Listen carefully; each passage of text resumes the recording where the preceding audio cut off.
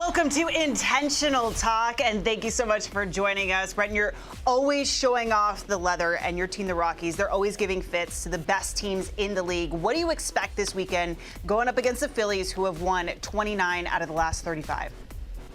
Yeah, definitely a cool ball club. I mean, growing up as a Nationals fan, getting to play the Phillies is also pretty special to me, just seeing Harper, Trey Turner, and Swartz. But yeah, it's going to be a battle, and we got a lot of fight in this team, so it should be a good one. I know they tell you to look at the camera, but you can go ahead and look down for this one. When you watch plays like the ones here, do you sometimes say to yourself, like, damn, I'm good at baseball? And what would you rank yourself defensively on a scale of 1 to 10? Oh, man, that's a tough one to put me on the spot. But, yeah, it's always fun watching the highlights. You know, I would be lying if I haven't stayed up a couple nights to watch SportsCenter Top 10 to see if I made it or not. But I don't know if I can rank myself. But MLB The Show has me ranked pretty almost perfect out there, so I'll go with them. Oh, that's good. I like. Okay, you're not going to rank yourself on a playing ability, but I'm going to rank you on a look scale. You're hot. You're sneaky hot, as Kevin would say. I looked at your Instagram a little bit, and we're going to give you a 9.5 out of 10 on that scale. Oh, I can't beat that. That's awesome. Well, I see some of the flexing pictures, so I'm like, if I had a body like that, I wouldn't even wear a shirt on if it was snowing outside. Pretty much walk around topless all the time. But back to baseball, your arm, not just your glove. The machete, you got a hose out there in center field. Talk about this. Give your grade on your arm. Do you have a nickname for your arm? What do we got? There's no nickname for the arm, but yeah, super cool last year. I mean, I had that throw that reached, I think it was like 105.6 or something like that. But, you know, it was a huge spot late in the game. Vladdy Guerrero Jr.'s up, so your adrenaline's already pumping, bases juiced, and he hit me a perfect line drive where I was able to get momentum behind and let it eat a little bit. And but yeah, it's always fun throwing guys out and helping pitchers out. I like that you said. Sarah, did you hear that, by the way? He just suddenly threw that in there? Yeah, no. It was 105.6 or something like that. No, bro, that was 105.6. Let's be honest. Now, sticking with the defense here, you won a Gold Glove as a rookie. Yeah. How often do you show that off when you have some guests over at the house? It's here at Coors at the moment. I'm going to travel back home with it at the end of the season, make sure it gets in my house nice and safely. But yeah, it was super cool. I was fortunate to win one in college and in the minor leagues in high A, so it'll look good next to those two and have a nice little spot for it ready. Oh, that's beautiful right there. Hey, listen, in the outfield, though, sometimes we win Gold Gloves, but not everything always goes according to plan. Can you walk us through Coco Montes right here and what might have happened? Oh, is this him and mine, our collision from last year? Yeah. Because that's impressive. Like, you get up and walk away from this. Yeah. I mean, I think we were just both calling it really loud at the same time, and there's a little bit of confusion. I think that was his first home game at Coors after being called up, so I'm sure his adrenaline was running through the roof and his senses were a little out of whack. But yeah, I mean, we both walked away from it, which is very cool. So. Right on. Thank goodness. Yeah. You know, so the Rockies have a selling going on right now, the whole helmet and goggles thing. Are you an avid skier or more of a lodge bunny? Probably a lodge bunny. Ever since I got drafted, it's kind of hard to want to get on a skis or snowboard and risk the injury. But in high school, I did a little bit of snowboarding. But after I started getting looks to play professionally, I kind of put that to an end, which is probably smart of me. But I do enjoy going in like a nice lodge or cabin and with a nice jacuzzi or something, enjoying the cold weather. Hot cocoa. Yeah. Oh yeah, hot chocolate nice too. little an après ski in the hot tub, nothing better. Hey, you rock that Rockies jersey very well, but we have a picture of you rocking some other jerseys too, and one of those being the Green Bay Packers right here. Go Pack! I'm secretly, don't tell me, I'm secretly a Packers fan. You're living in Chicago, so I have to whisper that, Sierra. I didn't know that. Yeah, it goes way back to the Brett Favre days. So were you sad when Aaron Rodgers left? Or you're like, hey, Jordan Love's the new chosen one, let's go? So my wife's family actually converted me to Green Bay fan. They're avid Packers fan, diehards.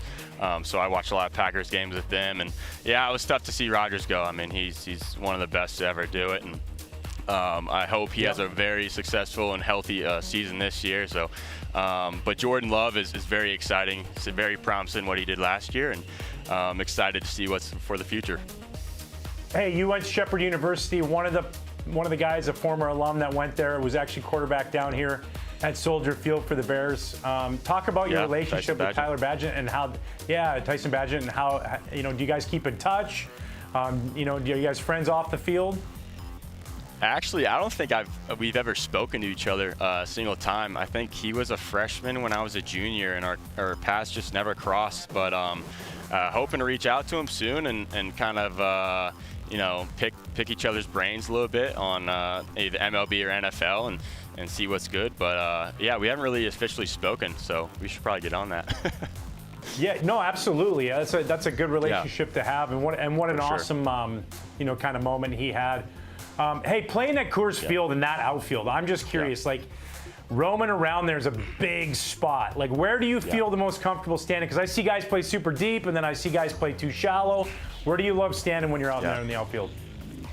Yeah, I mean, as an outsider looking in, I mean, the outfield is very intimidating. But at the end of the day, I think it just makes me a better outfielder because it makes sure my routes are as clean as they can be, and I'm busting my butt to wherever I need to go. But I mean, it always just depends on the pitcher. I mean, or pitching and hitting. So I'll play a little deep if it's a power hitter, in the middle of the lineup, or I'll play a little shallow if it's a more bottom in the order guy. But I'm kind of moving all over the place out there, just putting myself in the best position to make the play.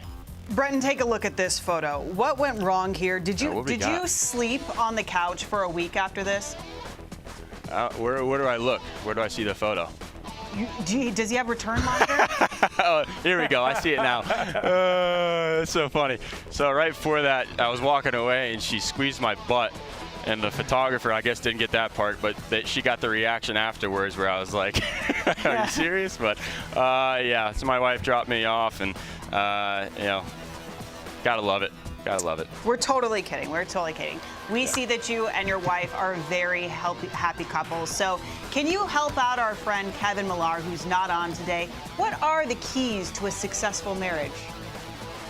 The wife is always right, happy wife, happy life. It's so funny. We were talking about this before we got to do the interview with you, and our producer, Grillo, said that exact same thing. He said the wife is always right.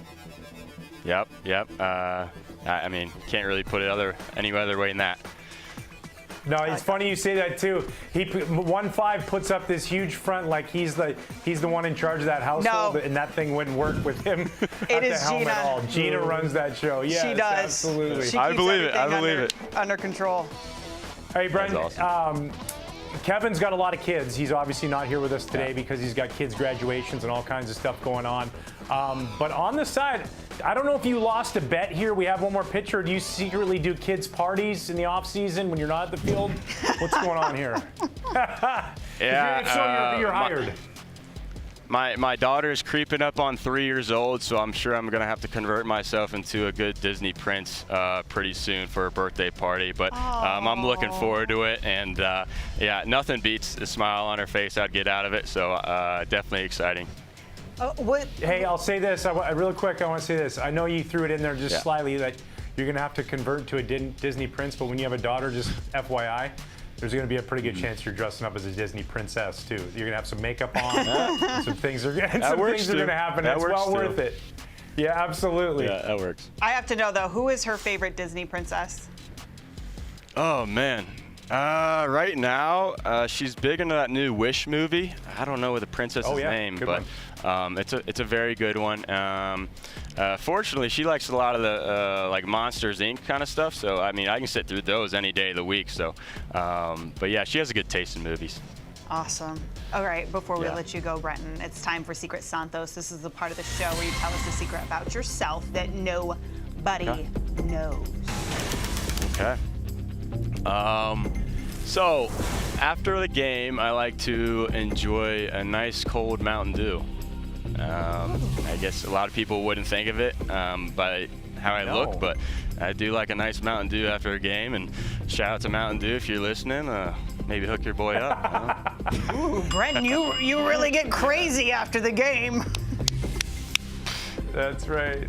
It's not a Coors. It's he does the do after the game. Hey, dude, thanks so much. You were awesome today, man. Thank you. Yeah. Keep Before I go, one more thing. Okay. Sierra, I got saw you something. sporting an Alec Thomas shirt, so if you want one of these Brenton-Doyle shirts, since I gave him a picture. Yes, send it my way. Let me know. Ryan, I have one for you if you'd like one as well. So Please. if you guys would like one, Absolutely. I'd be gladly to send it your way. Okay, we're going to wear them next week on the show. Yeah, Oh, friends, please friends do. of the Please program, do. we wear merch. Let's go. We're not ashamed. Awesome. We're not ashamed. Sweet. Love it. All right, thanks so much, Brenton. We appreciate the time, and good luck with the rest of the season, man.